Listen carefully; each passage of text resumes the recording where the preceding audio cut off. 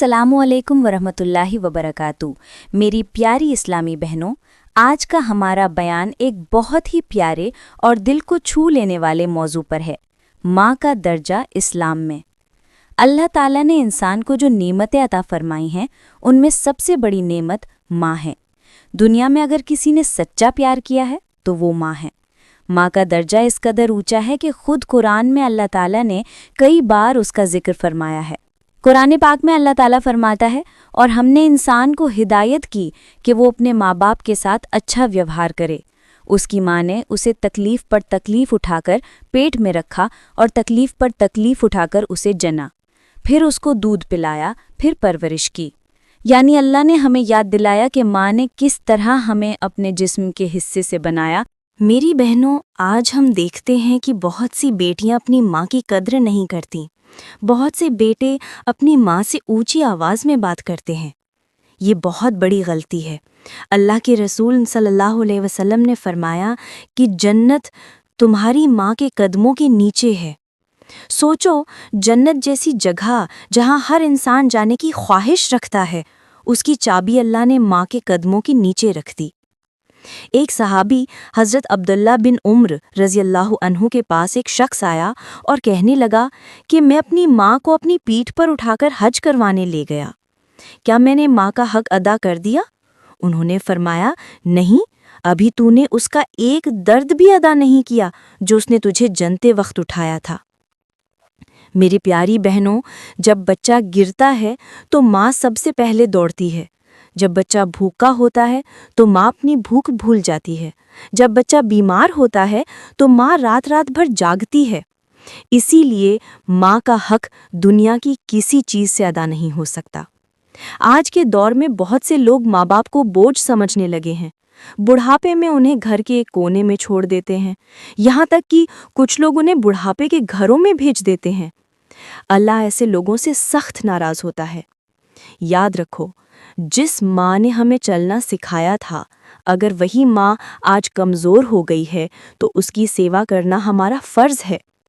रसूलुल्लाह सल्लल्लाहु अलैहि वसल्लम ने फरमाया कि अगर तुम अपनी माँ को एक बार मुस्कुराने पर मजबूर कर दो तो अल्लाह तुम्हारे लिए जन्नत को आसान कर देता है, और जो अपनी माँ को रुलाता है वो अल्लाह के गज़ब को बुलाता है। माँ की दुआ वो तीर है जो सीधा आसमान तक पहुँचता है और कभी खाली नहीं लौटता। अगर तुम्हारी माँ जिंदा है तो उसकी कद्र करो, उससे महब्बत से बात करो, उसके लिए रोज़ दुआ करो। अगर तुम्हारी माँ इस दुनिया से चली गई है तो उसके लिए मग़फ़िरत की दुआ करो, उसके नाम पर सदका करो, क्योंकि माँ की रूह अपने औलाद की नेकी से खुश होती है। एक वाक़या आता है कि एक शख्स हर रोज़ अपनी माँ की कब्र पर जाता था और वहाँ रोता था। किसी ने पूछा कि तू रोज़ क्यों आता है? उसने कहा, जब मेरी माँ जिंदा थी तो उसके हाथ उठते थे तो मेरी ज़िंदगी में बरकत होती थी। अब वो नहीं है, लेकिन उसकी यादों से सुकून मिलता है। मेरी प्यारी बहनों, याद रखो, अगर अल्लाह से कामयाबी चाहती हो, अगर ज़िंदगी में बरकत चाहती हो, अगर दिल का सुकून चाहती हो, तो अपनी माँ का दिल मत दुखाओ, उसकी खिदमत करो। उसके पैरों की नीचे जन्नत है। माँ वो है जो हमारी गलतियों पर भी हमसे मोहब्बत करती है। माँ वो है जो हमें भूख में अपना हिस्सा खिला देती है। माँ वो है जो अपने आंसू छुपाकर हमें हंसाती है। माँ वो है जिसकी दुआओं से बंद दरवाजे भी खुल जाते हैं। आज अगर तुम्हारी माँ जिंदा है तो उसके गले लग जाओ, उसे कहो, अम्मी मुझे माफ़ कर दो। उसकी आंखों में झांको और देखो वो कितना सुकून देती हैं। अगर वो दूर हैं तो उसे कॉल करो और कहो, अम्मी मैं आपसे बहुत प्यार करता हूँ या करती हूँ। मेरी प्यारी बहनों, माँ के हक को ना भूलो। अल्लाह ने कुरान में फरमाया, अपने माँ बाप से उफ़ तक मत कहना, यानी इतना भी कहना कि उफ़ अल्लाह को नापसंद है। सोचो, जब उफ़ कहना गुनाह है तो माँ को दुखी करना कितना बड़ा गुनाह होगा। माँ बाप के साथ अच्छा व्यवहार करने वाले के लिए दुनिया और आखिरत दोनों में बरकत है। अल्लाह ताला उसकी रिज़्क़ में बरकत देता है, उसकी उम्र में बरकत देता है और उसके बच्चों। अल्लाह से दुआ करो कि वो हमें हमारी माँ की कद्र करने की तौफीक दे।